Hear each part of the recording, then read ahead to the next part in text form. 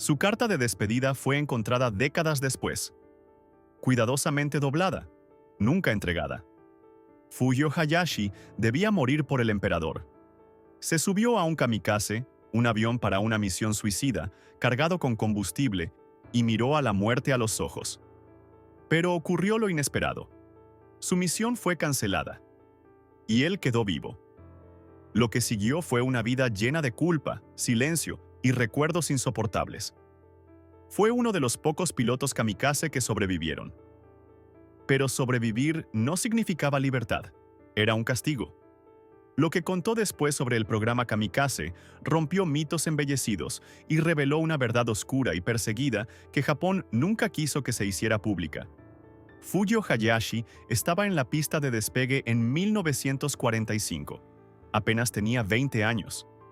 La bandera del sol naciente colgaba inerte en el viento calmado de la mañana. Su avión Tokai, el ataúd volador japonés, estaba listo. Su tarea era simple: estrellarse contra un buque de guerra estadounidense. Hayashi se despidió. Escribió su última carta a su madre. Le decían que era una muerte honorable, convertirse en una bala viviente para el emperador. Y él creía eso. O al menos así pensaba. Pero aquella extraña mañana el clima cambió bruscamente. Llegaron nubes, cambió el viento, y quizá fue una ironía divina o destino cruel. Su misión fue cancelada. Regresó a la base vivo, con el corazón acelerado, pero el silencio que siguió fue ensordecedor. Sin pompa ni ceremonia, nadie le habló. Se volvió un fantasma. Un hombre que miró a la muerte y volvió. En un mundo donde eso no se consideraba heroísmo, no fue celebrado. Fue ignorado. Lo perseguía no solo haber sobrevivido, sino saber que los enviados tras él nunca regresaban. Estaba listo para morir, recordó Hayashi. Y luego quedé vivo. Esa parte nunca nos la prepararon. No fue un error aislado. Fue la grieta inicial no solo en la mente de Hayashi, sino en el mito que Japón creó alrededor de los kamikazes. Un mito que convertía a niños en armas. Un mito que hasta hoy resuena en el silencio de la misión cancelada. Para comprender por qué Hayashi sentía más vergüenza por sobrevivir que orgullo por vivir, hay que entender la máquina kamikaze. Japón no solo fabricaba aviones, sino una ideología. Una ideología que exaltaba la muerte como máxima expresión de lealtad. Niños de apenas 15 años eran sacados de las aulas y se les decía que su muerte purificaría el alma de la nación. El entrenamiento de pilotos kamikaze era brutal y breve, más centrado en la obediencia que en la habilidad para volar. Les mostraban películas de muertes heroicas, les daban espadas, les enseñaban que rendirse era peor que la aniquilación total. Al llegar el llamado voluntario, a muchos no les preguntaban. Simplemente los obligaban, los esperaban. Uno de los sobrevivientes escribió: «Levanté la mano porque todos los demás lo hicieron. ¿Qué otra opción tenía? Me hubieran llamado cobarde». Escribían cartas de despedida a sus familias, muchas veces dictadas o censuradas por los oficiales militares. Algunos ponían en ellas flores secas, otros mechones de cabello o uñas para rituales budistas. Hayashi también escribió su carta. Practicaban sumergiendo aviones contra blancos simulados, pero el verdadero blanco era su espíritu. Al sentarse en la cabina, ya no eran soldados, eran víctimas. Aún más inquietante, el programa kamikaze no surgió de antiguas tradiciones. Fue inventado, lanzado apresuradamente y usado en la desesperación. En las últimas etapas de la guerra fue el último aliento, envuelto en pompa. Hayashi estaba dispuesto a darlo todo, pero nadie le preguntó si comprendía lo que perdía. Tras la cancelación y el regreso a la base, todo parecía erróneo. Sus camaradas que lo habían despedido desaparecieron. Fueron reemplazados por caras nuevas, con los mismos ojos fríos y manos temblorosas. Todos morían uno tras otro. Él quedó fuera de rotación por un tiempo, pero en vez de considerarlo afortunado, evitaban hablar con él. Como si avergonzara a los supervivientes, como si rompiera un pacto sagrado. La cultura no honraba a los vivos, veneraba inmortalmente a los muertos. Hayashi caminaba por los barracones y veía camas vacías. En algunas aún reposaban cartas dobladas sobre almohadas. En otras, fotos de novias escondidas bajo uniformes que nunca volverían a usarse. Cada vez que un avión despegaba, «No regresaba», decía él. El silencio después era el sonido más fuerte que jamás oyó. Observaba a los reclutas llegar, nerviosos, sonrientes, temblorosos, intentando lucir valientes. Algunos incluso eran más jóvenes que él, y comprendió algo terrible. El sistema no se detenía. Necesitaba más niños, más cartas, más muertes. La máquina militar seguía funcionando, incluso cuando la guerra estaba perdida. Comenzó a experimentar lo que no podía olvidar: culpa. ¿Por qué sobrevivió él? ¿Por qué le tocó la vida a él? Estaba preparado. Aceptó la muerte. Ahora debía aceptar algo más difícil, que cargaría el peso de quienes no volvieron. Hayashi no habló de esto durante décadas, hasta que Japón cambió, hasta que los mitos comenzaron a resquebrajarse. Solo entonces habló. No como un héroe, sino como un sobreviviente quebrado de un culto a la muerte disfrazado de patriotismo. Tras la guerra, Fujio Hayashi volvió a un Japón destruida, con ciudades bombardeadas, gente hambrienta y una generación espiritualmente quebrantada. Pero para como él, las heridas no eran solo físicas, eran personales. Regresó no como héroe, sino como recordatorio de lo que el país no quiso admitir: que la guerra incluyó la víctima de niños en una máquina suicida que ni siquiera ganó la guerra. La verdad era que los sobrevivientes del programa Kamikaze no fueron bienvenidos. A menudo eran ignorados, ridiculizados o olvidados. El gobierno ya no los glorificaba. Las familias que recibían cartas y reliquias de hijos caídos los honraban. Pero Hayashi seguía siendo un relicto incómodo de una ideología fracasada. «Pensé que me honrarían por estar dispuesto a morir», dijo después, «pero me consideraban quien avergonzó a los muertos». Algunos sobrevivientes kamikaze fueron llamados cobardes. Otros callaron durante décadas, temiendo condena. Muchos ni siquiera contaron la verdad a sus propios hijos. El gobierno hizo esfuerzos para censurar entrevistas y memorias que criticaban el edicto imperial. Querían preservar el mito de la gloria, no enfrentar la realidad de la manipulación psicológica. Hayashi sufría en silencio.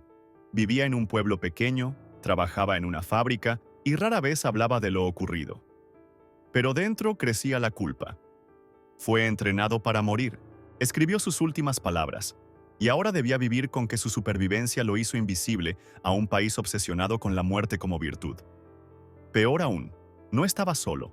Había cientos como él, pilotos con misiones pospuestas, canceladas o redirigidas. Algunos sufrieron fallas técnicas, otros fueron transferidos, pero ninguno encajó en la narrativa japonesa de posguerra sobre mártires. Fueron excluidos de la historia, hasta que algunos decidieron hablar. Décadas durante, Japón exhibió cartas kamikaze en museos, eligiendo solo ejemplos patrióticos. Pero cuando historiadores estudiaron cartas sinceras, apareció otra imagen: de miedo, arrepentimiento y presión inimaginable. Un piloto escribió: «No puedo decir que fui valiente. No quería morir, pero si me negaba, ¿qué pasaría con mi familia?». Otro confesó: «Me dijeron que era afortunado, pero quería escapar». ¿A dónde? No eran guerreros fanáticos. Eran adolescentes, estudiantes, poetas, hijos atrapados en un sistema con dos opciones: morir con honor o vivir con vergüenza. Algunos escribieron muchas cartas de despedida, ya que sus misiones se retrasaban constantemente. Uno escribió 13 despedidas diferentes. ¿Puedes imaginar tener que escribir la última palabra una y otra vez, regresando cada noche para hacerlo de nuevo? La carta de Fujio Hayashi fue breve y sencilla. «A mi madre, ahora voy como hombre de Japón. Por favor, orgullosa de mí. Perdóname por no ser el mejor hijo». Pero sobrevivió y llevó esa carta toda su vida. Parte de sí que murió aún antes de terminar la guerra. Esas cartas se volvieron minas de tiempo, listas para demolir el mito. Cuando la verdad salió a la luz, demostró lo que Japón nunca quiso aceptar. Los kamikazes no fueron voluntarios. Fueron víctimas de una cultura que envolvía la muerte en seda y la llamaba honor. Después, Hayashi recordó que nunca creyó realmente en la gloria.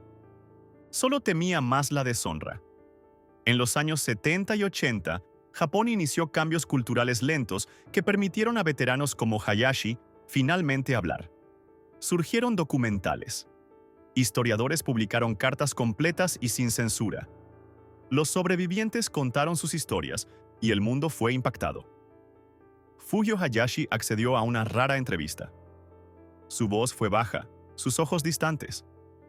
No contaba hazañas heroicas. No se jactaba. Hablaba del silencio que lo persiguió durante décadas. Nadie nos dijo por qué realmente moríamos, decía.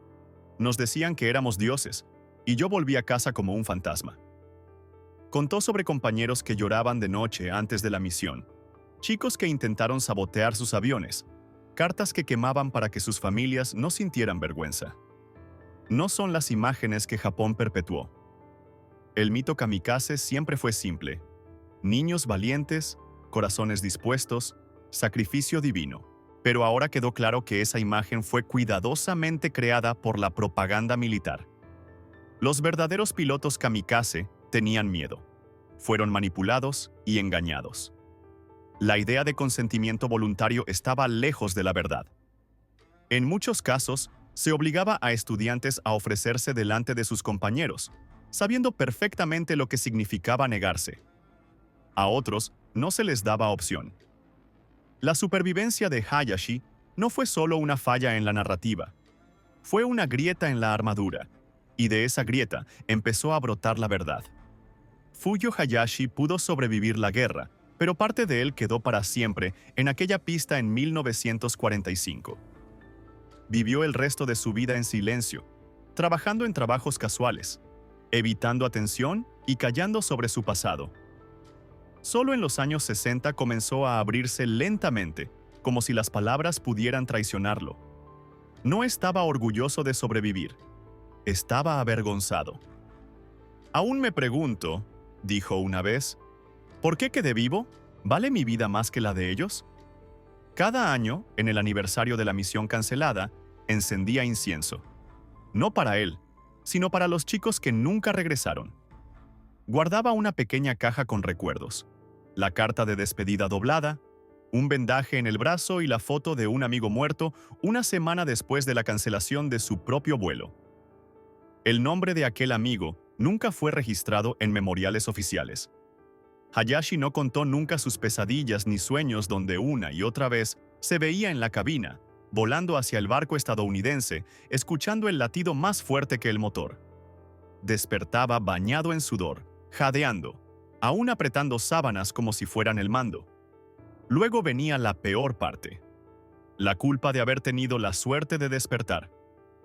Empezó a escribir sus memorias en un pequeño cuaderno, no para publicar, sino para intentar entender qué logró sobrevivir. En un fragmento escribió: «Creíamos que la muerte era el camino a la inmortalidad, pero nos torturaba la vida». La historia de Hayashi no fue única. Quizás solo unos cientos sobrevivieron como él, convirtiéndose en contradicciones vivientes en la posguerra japonesa. Deberían haber sido dados por muertos. En cambio, fueron ignorados, reprochados o peor, olvidados. Pero la carga que llevaban era más pesada que cualquier gloria. Hoy Japón reconoce oficialmente a los kamikazes como héroes nacionales. Se erigen santuarios en su honor. Museos exhiben sus pertenencias, pero rara vez muestran la verdad oscura: manipulación psicológica, voluntarios forzados, cartas finales sin filtros, impregnadas de miedo. Fujio Hayashi dedicó sus últimos años a cambiar esto. Concedió testimonios a investigadores, apareció en documentales y participó en entrevistas donde contó toda la verdad desnuda. Dijo que Japón debía dejar de romantizar a los kamikazes como guerreros voluntarios. Fueron víctimas de un ejército desesperado, un imperio moribundo y una cultura que confundía obediencia con honor. «No volábamos por gloria», dijo en una entrevista. «Volábamos porque nos ordenaban, porque no sabíamos decir no. El gobierno no respondió. Soportaron su historia en silencio, pero no la difundieron. Y cuando hoy se habla a los escolares sobre kamikazes, suele ser mito, no la persona, no el niño que sobrevivió, lloró, volvió a casa y luchó por darle sentido a una vida que no estaba destinada a tener. Incluso ahora, muchos funcionarios japoneses evitan reconocer claramente que el programa Kamikaze fue una campaña psicológica masiva que convertía a niños en combustible para un imperio moribundo. Pero los sobrevivientes como Hayashi no permiten el olvido, pues son grietas en la historia, la prueba viva de que la narrativa no solo fue errónea, sino inventada. Se quedó callado, su voz temblaba. Luego dijo: «Lo siento por haber quedado vivo, pero viví por ustedes». Murió en silencio en una pequeña casa, rodeado por pocos que conocían todo el peso de su pasado, sin ceremonias militares, sin medallas. Solo un hombre que finalmente dijo la verdad y luego se fue a la historia. Pero sus palabras quedaron. Su historia y las de otros como él comenzaron a cambiar nuestra percepción de los pilotos kamikaze. No como suicidas ni patriotas sin mente, sino como hijos manipulados, atrapados en un sistema que exigía sus vidas en nombre de una mentira. La supervivencia de Fujio Hayashi nunca fue señal de debilidad. Fue una oportunidad, rara, dolorosa y solitaria, para contar al mundo lo que realmente pasó. Y ahora esa historia está revelada. Fotos de jóvenes pilotos sonrientes ante la muerte. Cartas impregnadas de tinta y miedo. Una vergüenza muda que persigue a quienes regresaron. Todo lleva a una conclusión espeluznante. No fueron voluntarios. Los eligieron. Y lo único más trágico que su muerte es que el mundo creyó que querían morir.